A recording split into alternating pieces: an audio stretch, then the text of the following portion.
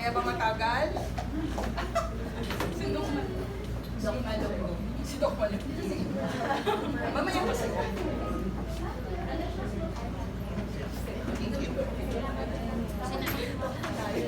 Ha? Ha? I-chat ko sa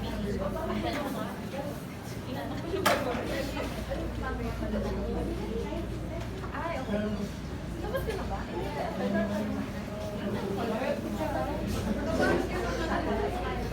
May HDMI ba to?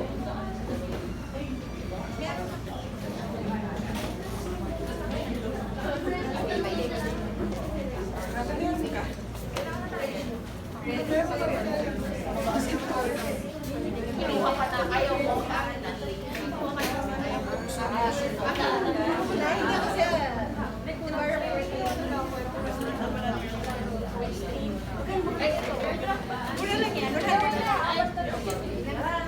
Kasi hindi gagana yung apple dito. Alam ko na para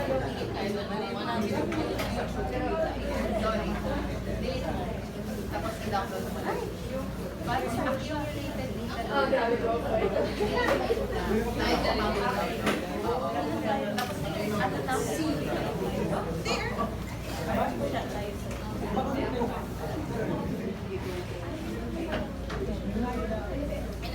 Makapilay sa sala.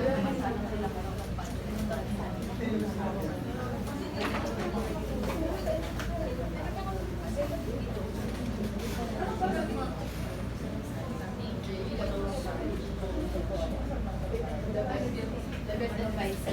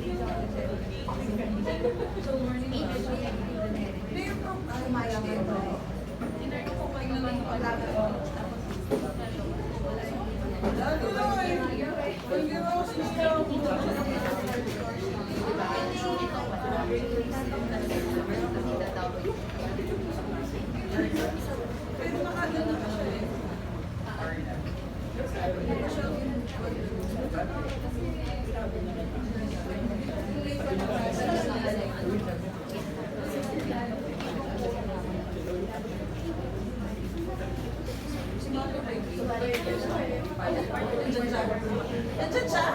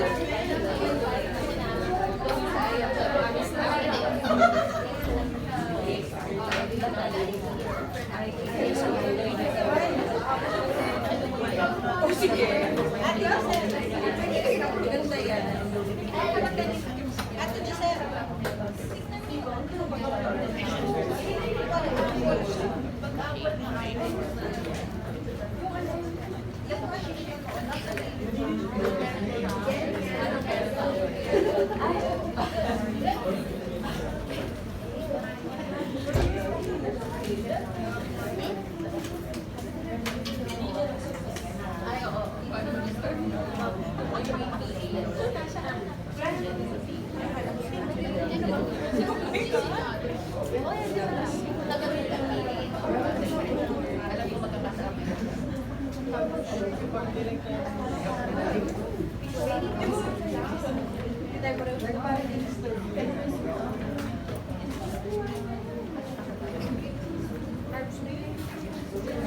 lang sirain yung elevator.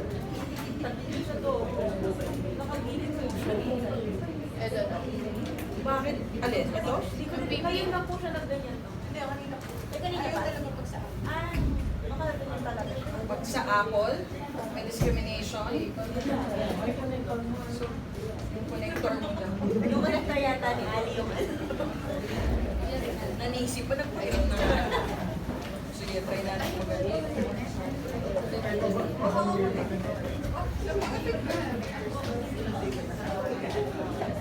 Same time. Ilaw ako yung connector.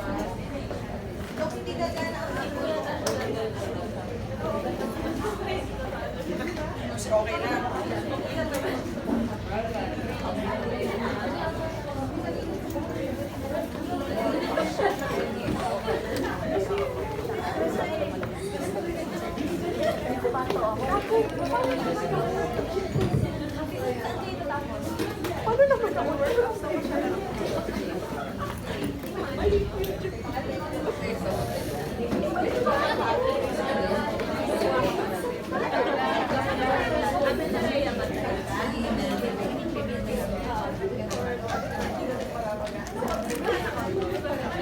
Paano ito nilalakas?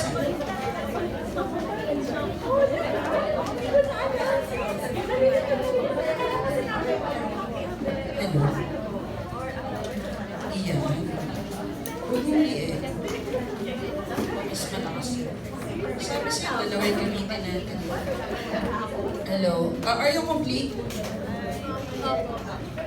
Yung mga bagong dating, would you like time to buy food or coffee? Ay! Sabi ko time. Not money. Anong nanay niyo? Ano na sabi ko? Ganun pa yun. Hindi ako mommy. Nandiyan nga ba si mother? Ah, wala. Ay, walang iya. Wala ito sa kontratang pinirmahan ko. Sabi mag-lecture ko.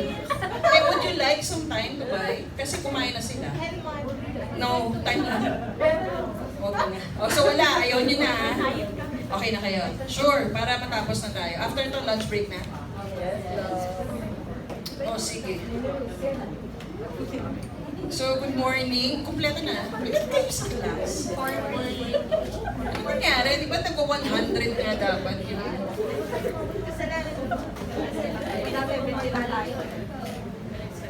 Oh, okay, sige. For your class, you started as how many? 50% ang attrition rate nyo? Anong ginawa nyo? Nag-quit pa sila o tinanggal lang iyo? Hindi ko sasabihin. Tinanggal lang iyo. Oh, sige. Kawawa naman tayo. Oh, para daw mataas ang passing rate nyo. So, kumusta naman? Anong tingin nyo? Ito na ba yung final o may attrition pa? Sana na. Oh, sige. Ang alin? Ay, hindi naman ako, di ba? Bili exam. Wala chismis lang yung exam ko, kunyari-yan. Feeling ko nga hindi nasasama yung questions ko kasi basic. Send ko sa inyo. Email nyo. Wala yun. Okay, sige. So, good morning. Yes. Airdrop. Okay, itong mga bata. Oh, sige. So, good morning. Again, I am Dr. Andrea Gadigan. We are discussing epithelial diseases of the ovary today. Okay. So it can be broadly divided into three parts, no? Inflammatory, non-neoplastic, meaning physiologic cysts, or neoplasms. Neoplasms, remember ha, they can be either benign or malignant. Hindi sinabing tumor, malignant. Oh, it's just a mass. Right? So inflammation, non-specific, usually spreads. Kanina ba ito mga? Okay. So, non-specific inflammation usually spreads from the endometrium. So, endometrium to the fallopian tube to the ovaries. So, nagiging silang tubo-ovarian abscess. Have you had lectures on PID? Tubo-ovarian abscess. Nakita nyo ng itsura? Oh yeah, sausage. Yun ba yung description na binigay? So, ultrasound. Pero pag gross, what do they look like? Hindi mo ding sausage, pero ang naman nila ay pus. Very thick pus. So the treatment is usually medical versus surgical. Or you either remove or you drain. So they can also be from tuberculosis. Tuberculosis is the great mimic. Okay? So it can be anywhere. Sa ovary, sa fallopian tube, sa endometrium, sa peritoneum, sa mata nyo, sa ilong nyo, sa tenga nyo. Tuberculosis. No? It's invariably spreads hematogenously and the treatment is still medical. So in fairness, sa TB naman, madali naman siyang gamutin. Ang problem is, what is the problem? Compliance. In fairness, compliance, sige, hindi. Ano yung problem? The diagnosis. Especially pag yan ay genital. Kasi it's very hard to diagnose kasi it presents as a mass. So sasabihin, ay, cancer yan. Okay? Okay. So it may be associated with actinomycosis and IUDs. There's also a thing such as autoimmune oophoritis, which is characterized by lymphocytic and plasma cell infiltration in relation to developing follicles. It results in primary or secondary amenorrhea. Actually, lahat ng inflammatory disease may result to amenorrhea or infertility. Kasi it damages the tubes and damages the ovaries. Okay, endometriosis. Sinong may endometriosis dito? Walang umamin. Sir. Good job. So meron, did you self-diagnose? So walang meron? Who has, ano dito, dysmenorrhea, cyclic pain? Doktora? Amin. Sige, trivia. What is the most common cause of amenorrhea? Pregnancy. Have you done your pregnancy test? So, sorry. So, okay, number 1, you have to rule out pregnancy for amenorrhea. Hindi, dysmenorrhea tayo, friends. Wala? Malay mo. Oo naman, nothing is impossible. Totoo, yan ang pinaka-common na nakikita ko sa clinic na non-malignant endometriosis and PCOS. So either amenorrhea or dysmenorrhea. Isa lang dito, dalawa. O sige, fine. Okay, congratulations, nakaligtas kayo. So it is the second most common site, the ovaries. What is the first? What is endometriosis pala? The presence of endometrial glands and stroma outside the endometrium. So, ang endometrium, katabi lang ng myometrium. So, yun yung first, yun yung most common site, the endometrium, the myometrium. So, it becomes adenomyosis. This is the second site, the ovary. So, again, associated with infertility, and it is described as chocolate cyst. Mukha talaga silang chocolate. Okay, so now we go to the non-neoplastic masses, which are the physiologic cysts. So number 1 is follicular cysts. They are usually small, no, less than 6 cms. Unilocular, usually 1 ovary lang. And they arise from simple over-distension of follicles during the process of atresia. Usually asymptomatic, kasi maliit lang sila eh. Pero sometimes they become big. So minsan nagiging 10 cm. Again, this is just usual yung less than 6. So, ano yung nararamdaman? So, kung may 10 cm mass ka dyan, kung papayat ka, papapansin mo yan. So, mass effect. You know what mass effect is? Pressure symptoms, no? Heaviness. Okay? So, they regress spontaneously when encountered during surgery. So, you do not do surgery alone for the follicular cyst. No? So, sometimes you encounter them during your hysterectomies for myomas, for adenomyosis, etc.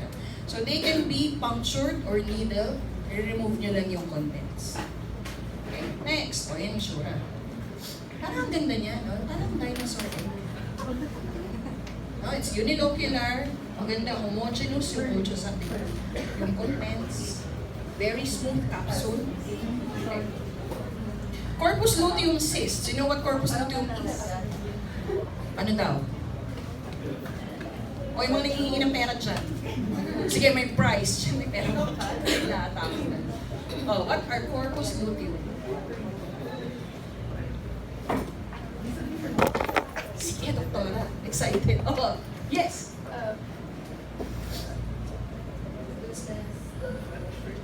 Saan magaling ang corpus luteum? Sa follicle, di ba? Once it ruptures, it becomes the corpus luteum. So they are usually single, again less than 6 cms. They develop at the end of the menstrual cycle, composed of luteinized granulosa and theca cells, and usually bloody sa loob. Kasi nga nag-rupture siya. Okay, so minsan, ito yung most common differential diagnosis for ectopic pregnancy. Have you had lectures on ectopic? Wala. Nauna yung malignancy isa sa ectopic pregnancy. Wala. Talaga? Do you know the ultrasound finding for ectopic pregnancy? Second sem, totoo. Nauna yung malignancy. O sige, sasabihin ko na lang. Have you heard of the ring of fire?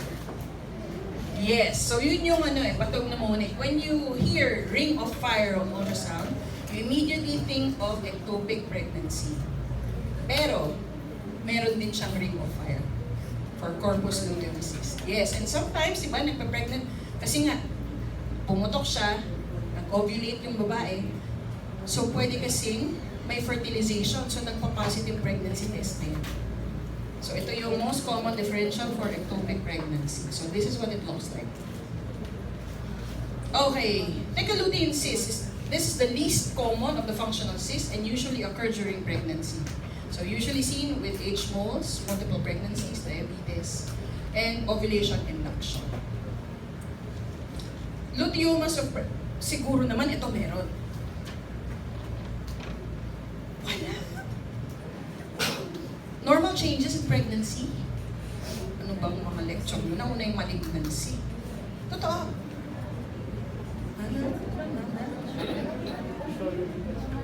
Physiology pa lang kayo.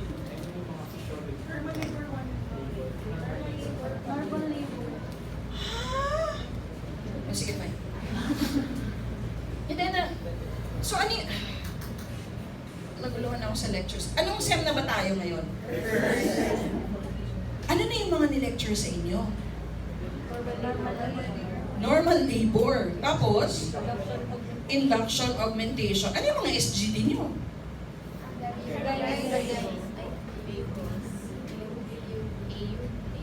So second SEM pa yung mga complicated OB. And this is considered as uncomplicated gynae. For one SEM lang ang gynae. Reklamo ko? Totoo. Opo naman sila. Weird kasi, ewan ko for me kasi easier yung OB.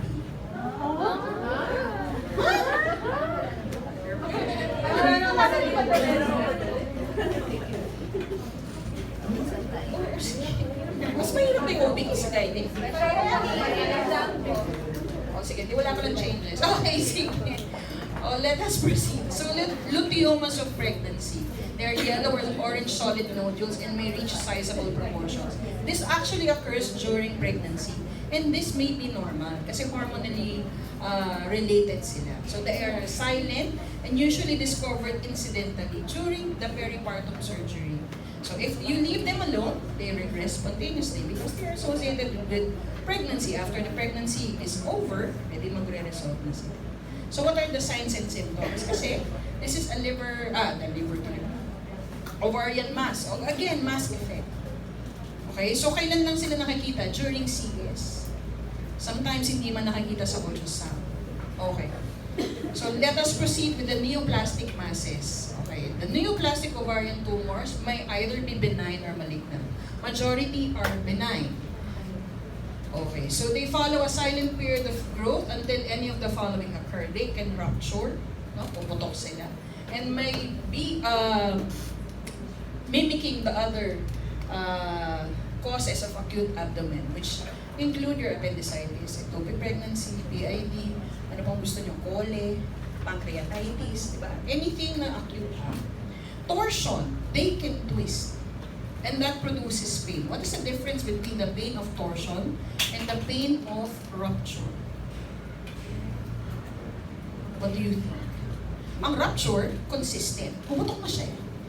Okay? Ang torsion, minsan kasi, nagde-detort siya. So, minsan intermittent. Okay? There can also be secondary infection or it may be related to Meigs syndrome. Meigs syndrome is associated with a benign tumor that produces your ascites and pleural effusion. So, weird siya, di ba? Kasi usually pag ganyan, malignancy yan. But in these cases, like Meigs syndrome, the tumors are benign. And usually associated with fibromas.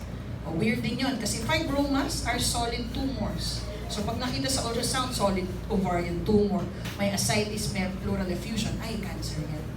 Tapos benign siya. Okay? So other clinical manifestations, again, mass effect. So abdominal pain, abdominal distension, weird menses, swelling, and then yung problems sa GI and problems sa urination. Mass effect. Okay, let's go to ovarian carcinoma. So it's the 8th leading type of cancer in women. What is the first? Breast, galing. What is the second? Uy, galing. In fairness. Sino nag-lecture niya? Hindi ako. Si Doc Mark. Oh, okay, sige. So this is the third most common gynecologic malignancy and accounts for 25%. What is the first? Cervical. What is the second? Ano namang pang-iba? Endometrial. So, una pa rin cervical, endometrial, and then ovarian. But the problem is, this is the most fatal of the three. Okay? And accounts for 5% of all cancer deaths. So, 1.4% of newborn girls will develop ovarian CA, and 1 in 70 women will develop CA in their lifetime. Okay. So these are the risk factors. They include age, infertility, nulliparity, early menarche, late menopause, endometriosis, history of radiation, previous treatment for breast or endometrial cancer kasi mukha siyang familial, and family history of ovarian, breast, and endometrial cancer. So you have to take a very thorough history.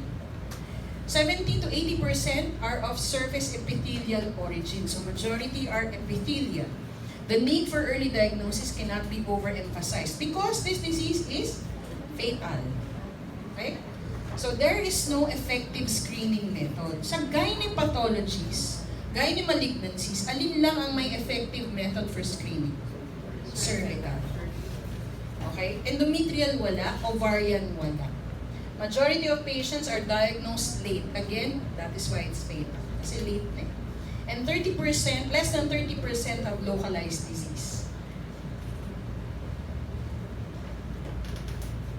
Okay, so this is the survival. Bakit ganyan na siya? Nice ko yan, ha?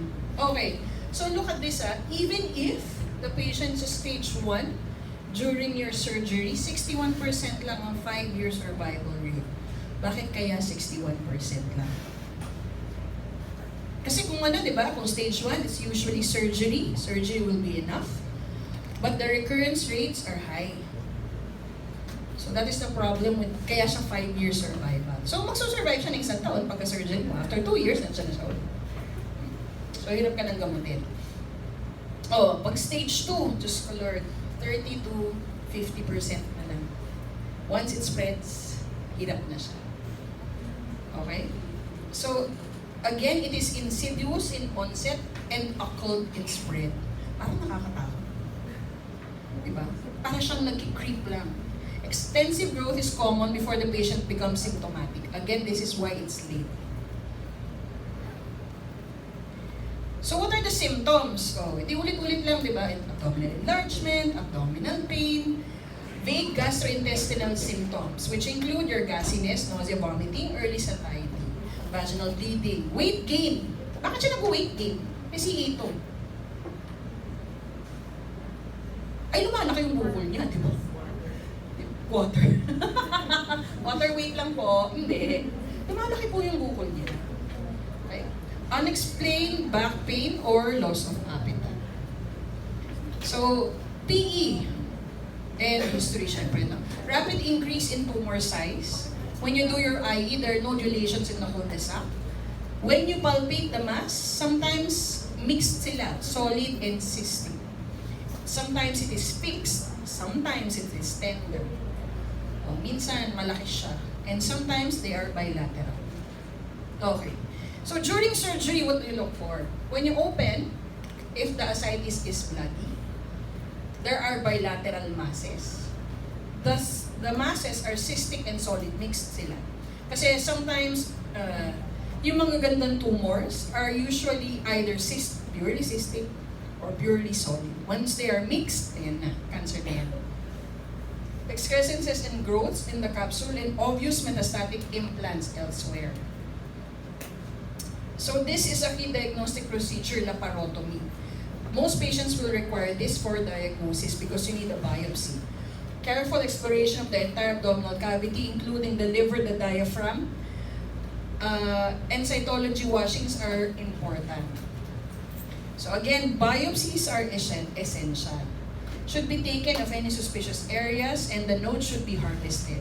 So ito can be done by laparoscopy or laparotomy, either by camera, minimally invasive, robotic surgery, or open laparotomy. So what is the difference? Ano bang sa palagay niyo mas maganda?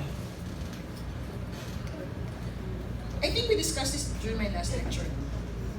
You can do robotic surgery or minimally invasive. What is the advantage of that? The healing, the recovery from the surgery is faster.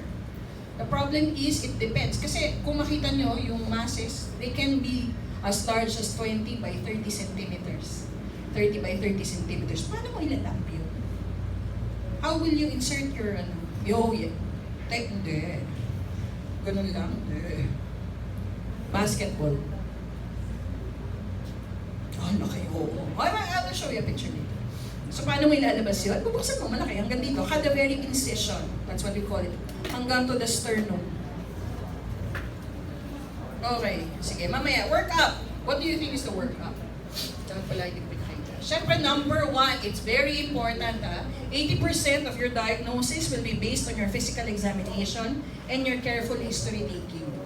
Okay? You also have to do a rectal exam. O ano pang gusto mong i-request? Ayan, pap smear, electrolytes, etc. Tumor markers are important. Siyempre, wala tayong Hindi pala ako naglagay ng tumor markers. So, what do we request po? Dahil hindi ko nilagay. CA125, yes.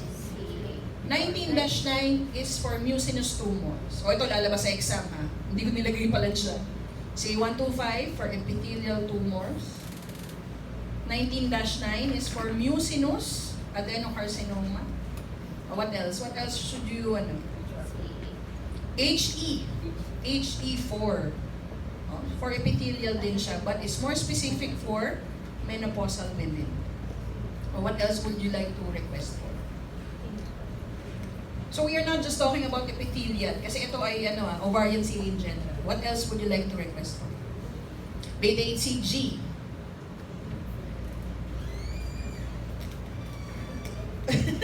Choriocarcinomas. AFP, LDH, wala pa. O sige, hanapin ko mamaya yung table and I will show para mapicturean nyo na. Pero alam ko, nasa ibang lecture yun. Is this the first ovarian lecture you've had? O sige, I'll show you later. So what else would you like to request for? Bukod sa mga nangabanggit dyan. What else? Oh, very good. An ultrasound. A transvaginal ultrasound. What else? Yun lang? Ultrasound lang? What else do you want to do? CT scan. Okay. Abdominal, cranial, chest. Question nyo. Siyempre abdominal. Nasa may ovary mo? Nasa utak mo.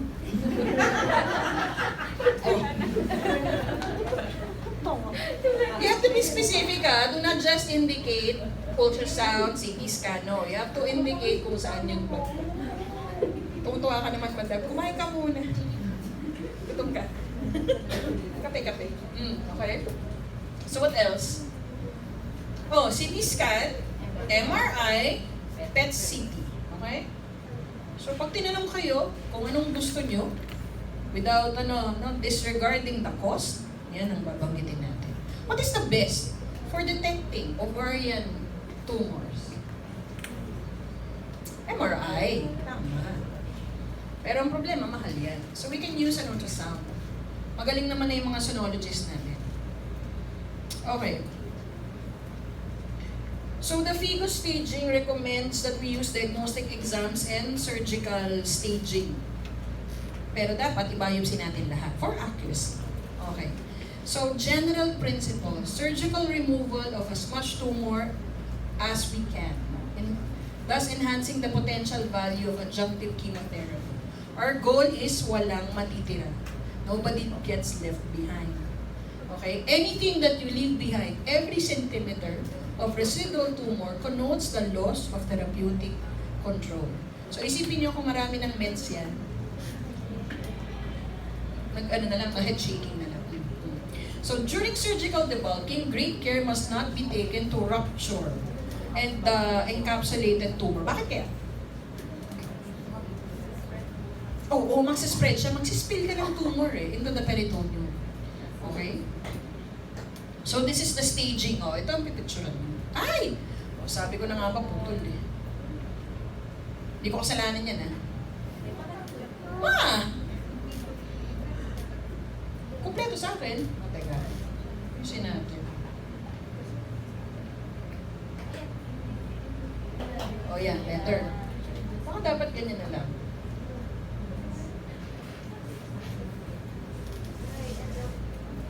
Okay. Okay lang ganyan? So ito yung kailangan nating So medyo mahirap mag-memorize talaga ng staging. But this is the one that we use for all types of ovarian carcinomas, fallopian tube carcinomas, peritoneal carcinomas. Okay? So if you can notice, ang stage 1, limited lang to 1 or 2 ovaries.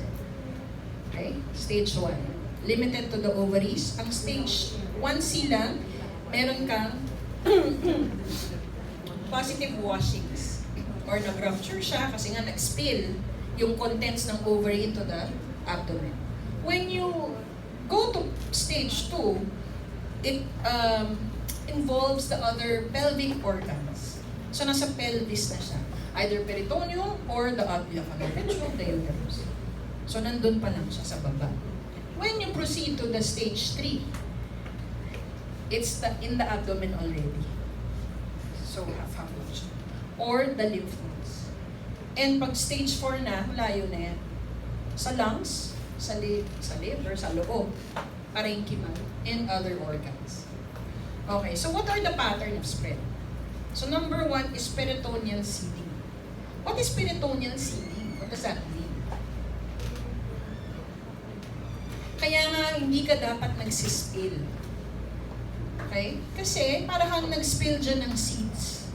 Tutubo siya sa peritoneum, sa omentum, sa mesentery. That is peritoneal seeding. And then, lymphatics. That's why ang stage 3 mo, may lymph nodes ka na. And then, hematogenous. So you look at the state. Have you had lectures on cervical CA? Yes. Endometrial CA? Yes. So if you want a deeper understanding of the pattern of spread, you check the staging. Kasi makikita mo dun stage 1, usually it's just dun sa organ na yun, limited to that organ. Pag stage 2, pelvis. Pag stage 3, dun na siya lumalabas. Lymph nodes. Right? Ito, weird siya. Kasi yung niya, meron siyang peritoneal. So, para siyang shotgun, you spread shotgun pellets into either the pelvis or the peritoneum. Okay, so guidelines for complete surgical staging. You need to do a systematic abdominal exploration via midline incision. Ito yung problema sa laparoscopy.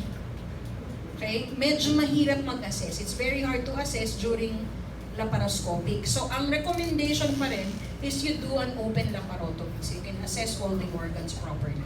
So, you do sampling of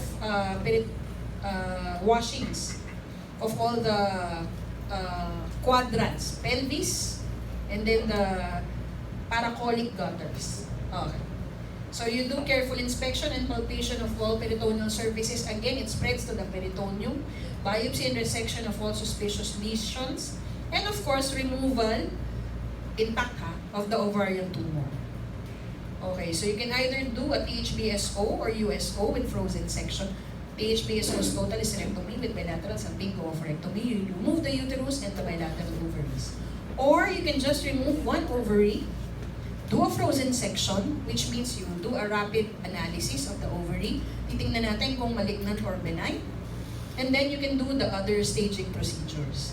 So, pwede naman palang iwanan. Eh, syempre, diba? Sometimes we have patients who are very young. 23 years old, 25. Ilan taon na kayo? Anybody here who has had surgery for ovarian, what naman sana malignancy? Tumors.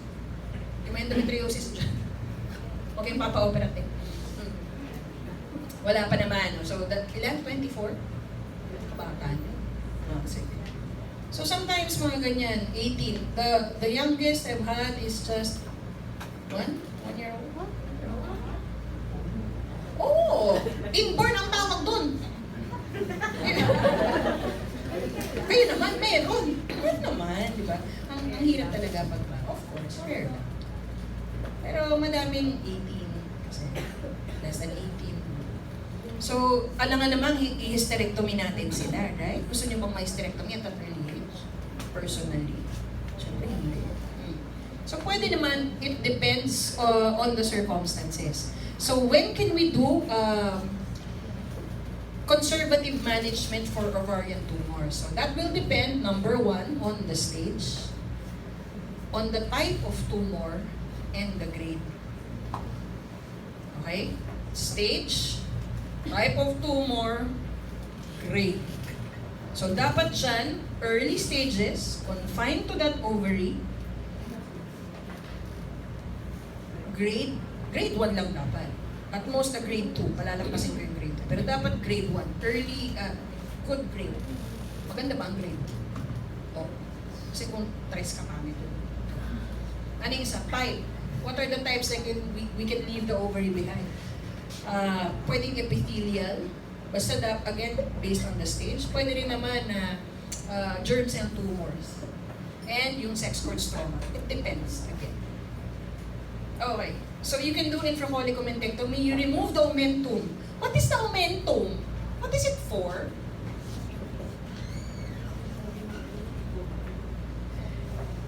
Para saan yung omentum? I forgot na. Alam nyo ba ang Tagalog ng omentum?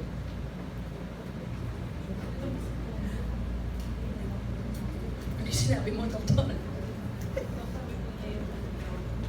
Ang omentum sa Tagalog ay panyu-panyuan. Omentum nga! Omentum! Panyu-panyuan. Ah. Panyu-panyuan. Galing, no?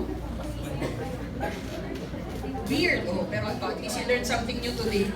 Kahit yun man lang. Oh. So, para saan ba yung omentum? Tuwalya. Pamindong, hindi ko alam. Basta ganun siya. Panyu-panyuan. I don't know. Okay, sige. So, why do we remove the omentum? Yes, oo, tama. Diyan siya usually nagsispread din. So, nagre-record. Sinasalo niya lahat eh. Kaya nga siya parang siyang curtain. Sinasalo niya lahat ng dumi. Okay, you do random biopsies of the normal peritoneal surfaces. Again, di ba, meron nga tayong peritoneal seeding, so we have to check. Systematic lymphadenectomy, so you remove the lymph nodes, the pelvic lymph nodes, and the para-aortic lymph nodes. And for mucinous tumors, you can do appendectomy. So yes, I do appendectomy pag lang mucinous. Sinisecret ko na lang sa mga surgeons. So this is the shortcut. You can do, di ba, you do washings, that's peritoneal fluid cytology, USO, unilateral salpingo oophorectomy, frozen section, versus total hysterectomy, bilateral salpingo oophorectomy, bilateral lymph node dissection, para-aortic lymph node sampling, infraholic omentectomy, remove aumento. Random peritoneal biopsies, you take biopsies of the peritoneal surfaces and with or without appendectomy. Ang hirap niya sabihin, no? Medyo mahaba siya. So kaya nga mas gusto namin na shortcut na ganyan lang. Okay, so what is the treatment for ovarian carcinomas? So for stage 1 surgery, of course, for all stages, you can do surgery. You can give adjuvant chemotherapy pag may stage 1C ka na. Again, what is 1C? Spillage. So ibig sabihin, if you rupture the ovarian cancer intraoperatively, immediately, magkikimo siya. So kasalanan mo, kahit na 1 lang talaga siya. So huwag mong i-rupture. Okay? So for stage 2 again is spread to the pelvis. You give chemotherapy again. For stage 3, surgery, chemotherapy. Ang problem na natin for stage 3 and 4, hindi na siya masyadong maganda ang prognosis. Okay, so for stage 3 and 4, you can actually do biopsy lang and then give chemotherapy. What is the goal of surgery again? Removal of all tumor. So ulit, pag stage 3 and 4, medyo disseminated yan. So the surgery will not be optimal. So what we can do is give chemotherapy muna, neoadjuvant chemotherapy, paliitin natin yung tumors, no? Lessen the other sites of the metastases, and then remove. So baka mas maganda yun. And then give chemotherapy again. So pwede rin siya. So pag any for malignancies, a gynae malignancies, you can actually give chemotherapy or radiotherapy, neoadjuvant therapy before doing surgery para mas manageable siya. Okay? Check. Next. Wala yan. Ayan. Narin yan. Okay. Plain na. Okay, tapos na pala tayo. 1 hour lang. So again, ito na yung mga types. Let's go to the types now. No? So these types include benign and malignant tumors. So we are discussing epithelial tumors, but it is usually the ovarian masses are divided into 3. Your epithelial, your germ cell, and your sex-cord stromal tumors. So ito yung pinanggalingan nila. Can we kill the lights pala? Since pictures na to. Huwag naman lahat. Tulog na nga yung iba. Sige, fine. Okay. So the epithelial tumors, of course, come from your surface epithelium. Your sex cord stromal is from your stroma. And your germ cell tumor is from your primary germ cell. Okay? So, kaya tatlo ang origins ng ovarian tumors. So, let's go to the epithelial tumors. The serous tumors. They make up nearly half of all epithelial tumors, and most cases occur in adults. So, again, this is just most, So, pwede pa rin your 16-year-old, your 18-year-old can present with epithelial tumors. So, most cases, bilateral in 30 to 50% of cases, and are usually benign. But they can be of low malignant potential or malignant. Okay. Usually multilocular, sometimes with papillary components containing clear watery fluid. So pag binuksan mo serous, medyo watery siya. Some MOMA bodies may be seen scattered in the tumor. Ito. Sa MOMA. Okay, so this is what it looks like. So this is benign, So again, serous adenomas. When you say adenoma, it is benign. What is the malignant form? Adenocarcinoma. Galing! Perfect! Pasado na sila. So, what are the features of a... Uy, grabe, nagdasal ka agad. What are the features of a benign tumor? So, you look at the outer. It's very smooth, uniform, unilocular, isa lang siya. Wala kasi akong cut niyan eh. Tapos sa loob, no solid areas. Okay? Or no areas of necrosis or hemorrhages. Okay? Maganda. Tapos ito, malamang, kung makita mo walang nakadikit. No adhesions. So madali siyang tanggalin. Okay. So honest pa, there's a single layer columnar epithelium with basally located nuclei. You remember your patho? No! Natatawa ako doon. Oh, sige, ayaw na nilang tandaan. Okay, ako, hindi rin ako magaling sa pattern. Pero ito lang yung tinatandaan ko. So, di ba, they usually ask you, is this cancer or not? So, what are the features of a benign versus a malignant tumor? On histopath. Galing, oo nga, pag pangit ka, cancer ka. Sakit mo naman magsalita, doktor. Huwag naman masyadong diretso. Okay, so look at the architecture. So this is the lining kasi. The nuclei are, di ba, parang single file lang sila. Yung height niya pare-pareho. Tapos, masyado siyang purple na eh. Parang may areas of oh. Titingnan natin mamaya. Pero, single layer. Kaya, this is actually the capsule. So, if you will notice, ang capsule na yan is very thin. Diba? Parang ang nipis niya. Kasi it's single layer. Okay? So, sabi nga ni doktora, pag maganda, malamang benign. Pag pangit, malamang napakasakit talaga. Okay, so we go now to serous borderline tumors. So, what are borderline tumors? Hindi siya sure.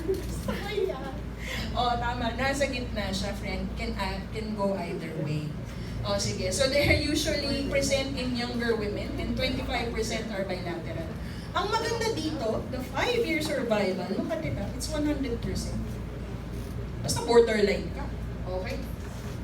5-year survival is not equal to cure due to the delayed recurrence. When you say delayed recurrence, what does that mean? What do you think? Kahit matagal. Actually, ang recurrence ito can be up to 10 years. Oh, yeah. Oh, yung ovarian kasi 1 to 2 years nagre-recur. Yung cancer outright. Pero ang borderline, even 10 years after, they can recur. Okay. So, gross examination is not reliable to distinguish benign, borderline, and malignant. So, minsan mahirap talaga. For borderline tumors, they also present with cellular atypia, mitotic figures, papillary tufting. Ang ibig sabihin ng tufting, parang nagle-layer siya. Okay? And ayan, layering of the epithelium. But there is no invasion of the basement membrane. Yun lang yung difference nila. So, hindi siya invasive, kaya nga siya borderline. Okay.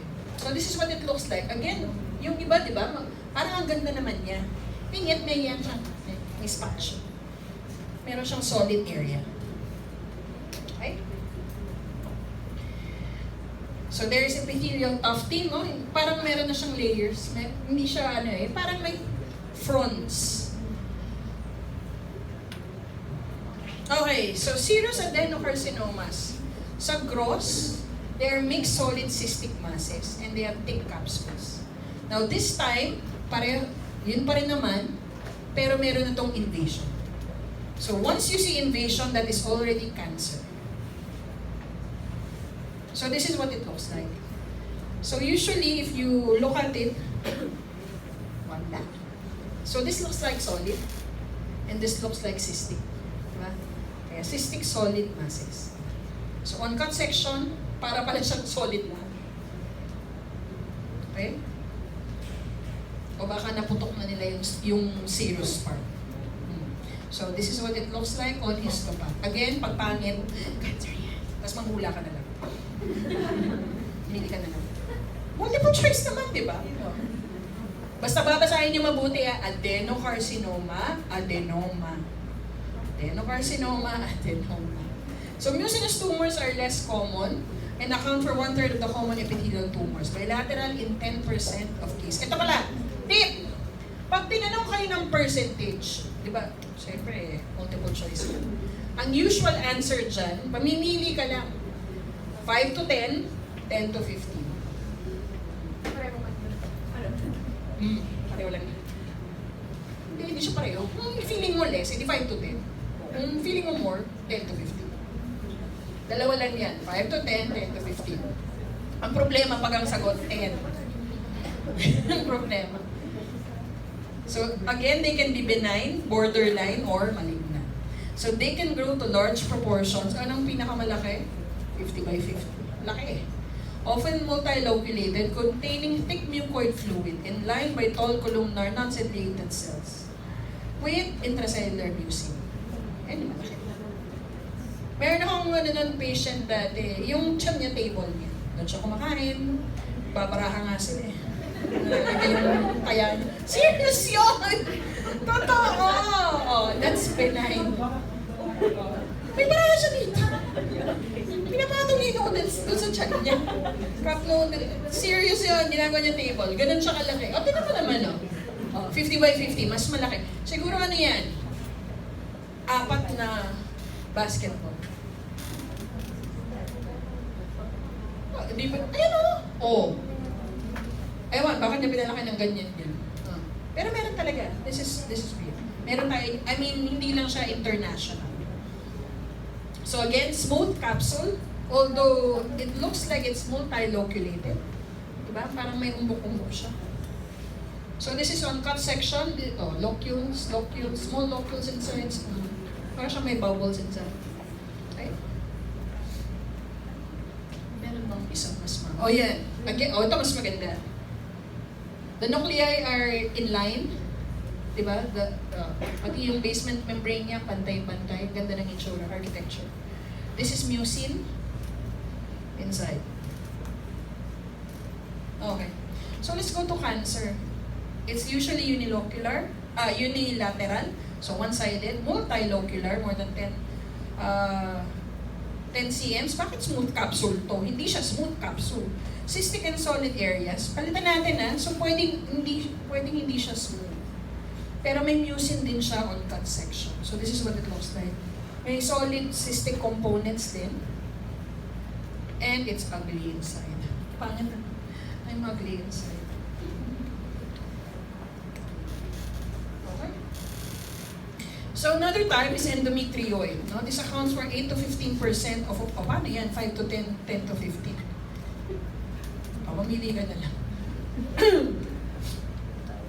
So most endometrioid tumors are malignant. About 1/5 of these tumors are low malignant potential. 10 to 40% have been reported to be associated with endometriosis. Bilateral in 25 to 40% of cases, wala dun sa 10 to 15. Over 10% of endometrioid tumors of the ovary are associated with identical tumors in other pelvic organs. Which, ang pinaka-common na associated sa kanya is endometrial carcinoma. Pero sometimes, double primary. You know what double primary means? So, meron siya sa ovary, meron siya sa endometrium, and they are not magkamag-anak. Pero the easiest explanation for two tumors is if you have a tumor in the ovary and you have a tumor in the uterus, what is the most metastatic siya? That is the most plausible explanation. What is the easiest way to tell if they're primary tumors for both or metastatic? Ano po? Solitary. Ito yung scenario There is an ovarian mass and there's an endometrial mass. So meron na, alam mo na yon, established fact. What is the easiest way to tell if they are metastatic, so they're related together, or they're two different primaries? So may cancer sa ovary, may cancer sa endometrium na. No, bilateral ovaries. What is the easiest way to tell them apart?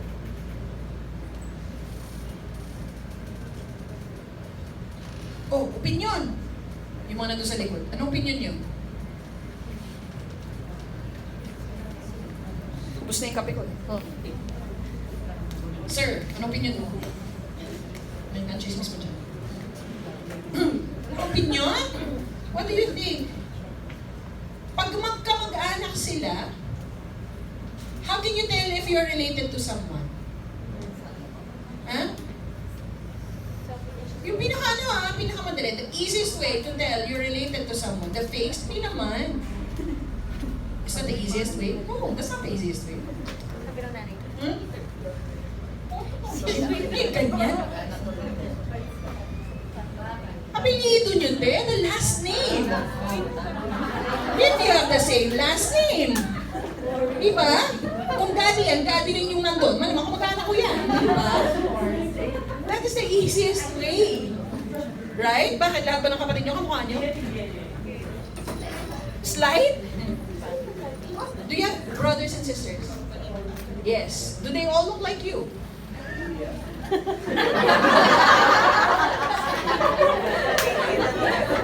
Mali yung tinanungan ko. But do you have all the last names? Similar. Same last names, right? Oh, kayo ba, yung mga kapatid nyo, yung bagong magpakasal. Kasi lahat ng kapatid ko, apelido ko. Oh, di ba? That is the easiest way. So, same for ovarian tumors. How can you tell? If they are the same. If they have the same histology. Right? Pareho sila apelido. Pareho sila ng type. So, if your ovarian tumor is endometrioid and your endometrial tumor is endometrioid, baka magkamag-anak sila. Baka. Pero pag magkaiba yan, yung isa mucinous, yung isa endometrioid, ay hindi sila magkamag-anak. Double primary sila. That is the easiest way. That is the easiest way. Now, again, when you say, di ba sabi nga natin, pwede ba, Doc, yung endometrioid ovarian at yung endometrioid endometrial not related? Ayan o, sabi nga, 15 to 40%. They are independent. So how can you tell if it's metastatic or not? Marker syndrome. So you would have to know how they spread. Paano nga ba? Have you had your lectures on endometrial tumors? Yes. How do they spread?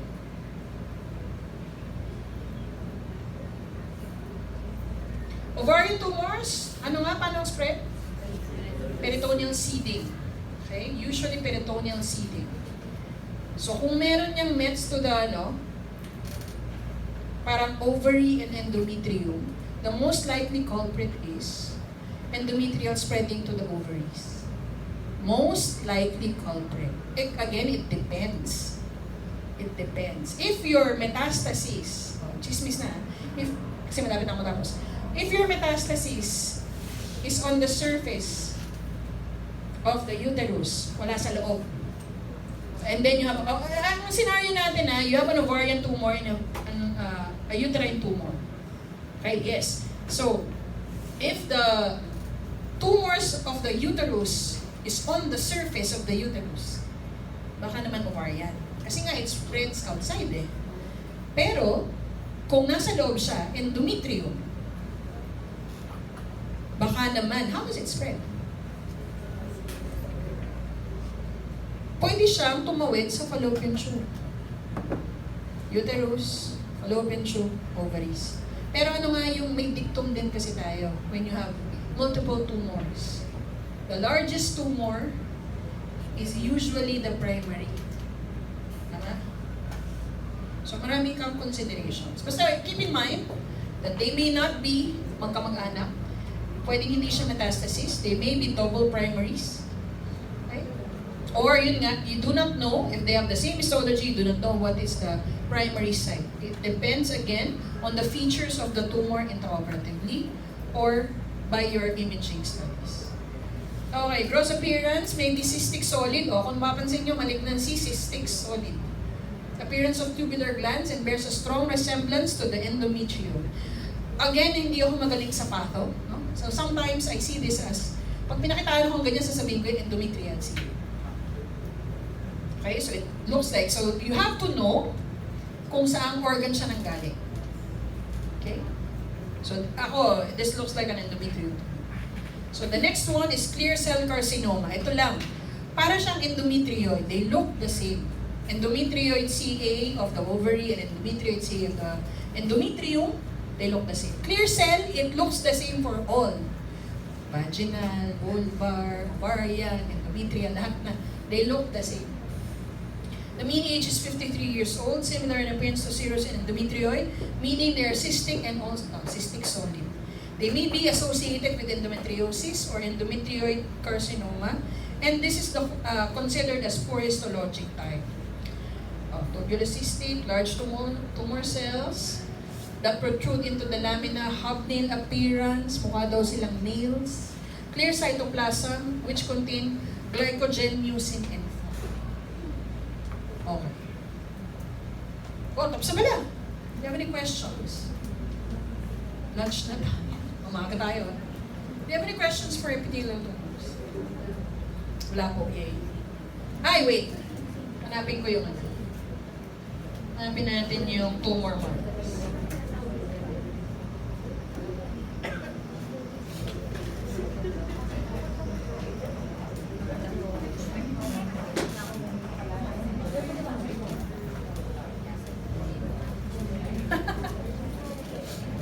Dapat pala yung stage.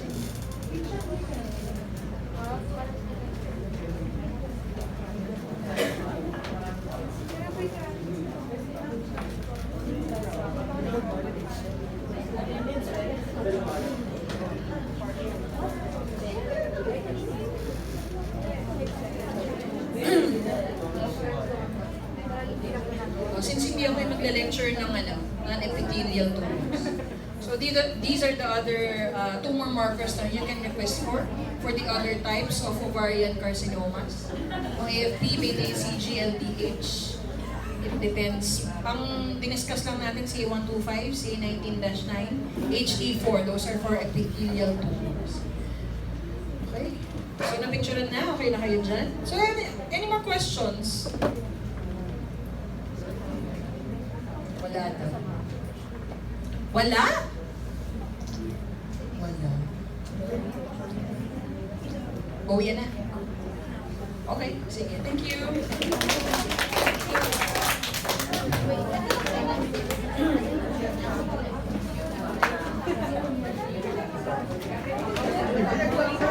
Sila ng pera.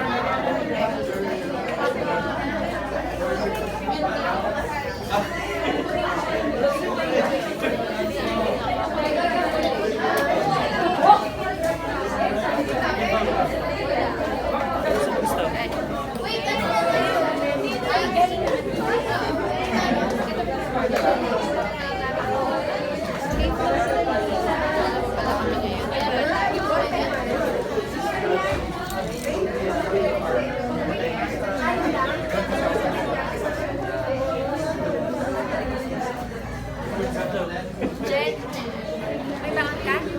Hindi ka na bababa? Ay, ito pala yung baon mo. Ginamit ko. Sorry.